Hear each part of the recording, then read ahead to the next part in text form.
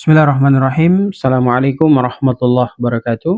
Alhamdulillah wa syukurillah. La haula wa la quwata illa billah. Hari ini kita lanjut proses pembelajaran kita pada adabul istiqadi. Bagian yang kedua ya berkaitan dengan fakka uqdatasy syaitan.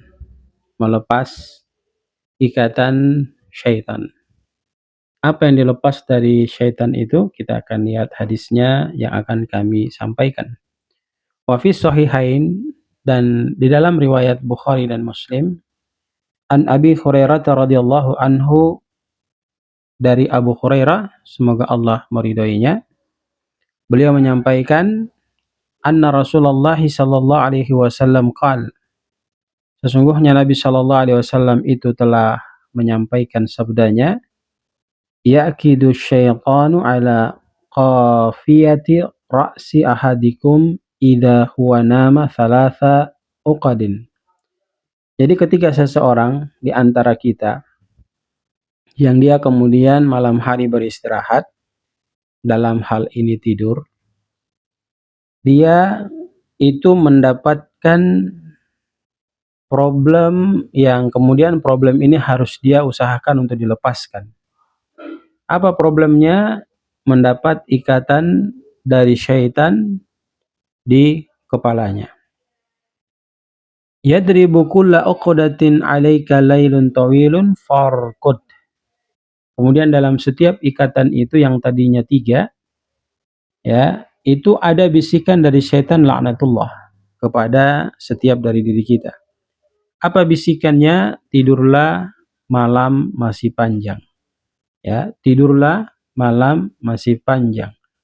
Kalimat farqud di sini perintahnya syaitan kepada diri kita, tidurlah.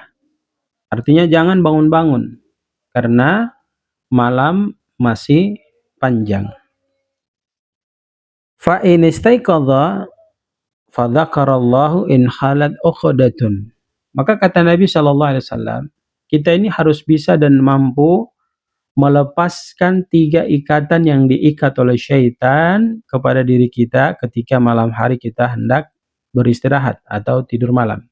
Konsep daripada pelaksanaan ketiga amalan ini mampu melepaskan diri kita daripada ikatan syaitan yang berbisik kepada diri kita dengan kalimat tidurlah, malam masih panjang. Ya, fa asbaha nasyitan thayyiban nafsi.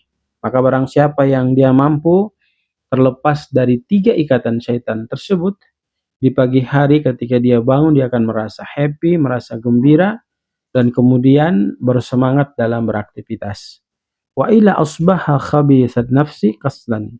Tapi kalau dia tidak melakukan ketiga hal tersebut, maka sudah bisa dipastikan perjalanan paginya ketika dia bangun itu mendatangkan kemalasan, mendatangkan kurang semangat, mendatangkan kelemahan yang kemudian pada hari itu membuat dirinya tidak tenang dalam menjalani kehidupannya di hari tersebut.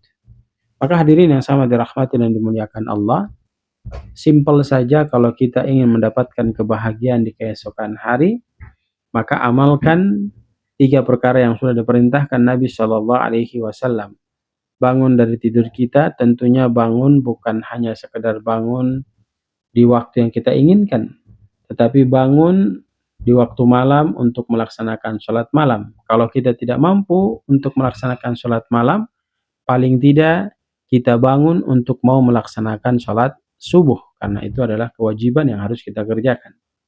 Ya, kemudian membaca alhamdulillahilladzi ahyana ba'dama amatana wa ilaihi nusyur. Lalu yang kedua, kita berwudu, dan tentu dalam wudu ini pasti akan kita baca doa juga, dan kemudian persiapan untuk mau melaksanakan ibadah sholat. Yang ketiga, kita siap-siap melaksanakan ibadah sholat, maka kondisi itu akan memberikan kebebasan kepada kita dari 3 ikatan syaitan yang berbisik kepada diri kita, yaitu dengan kalimat tidurlah, malam masih panjang. Ya, semoga pembelajaran singkat ini bisa memberikan kita penambahan nuansa ilmu agama yang kemudian menyadarkan diri kita bahwa sesungguhnya setiap dari kita ketika tidur di malam hari, ternyata syaitan itu membisikkan kalimat tidurlah malam masih panjang sebanyak 3 kali pada diri kita sehingga membuat kita lalai dan kemudian kita tidak bangun untuk melaksanakan ibadah kepada Allah Subhanahu wa taala. Dan kalau ini kita pelihara terus, maka akan memberikan kesengsaraan pada diri kita. Mungkin di dunia kita mendapatkan kebahagiaan, tapi kalau kebiasaan buruk ini kita pelihara terus, kebahagiaan itu hanya sebatas di dunia yang kita dapatkan. Kelak di akhirat kita akan mendapatkan penderitaan. Barakallahu fikum, jazakumullah khairan. Billahi taufiq wal hidayah. Assalamualaikum warahmatullahi wabarakatuh.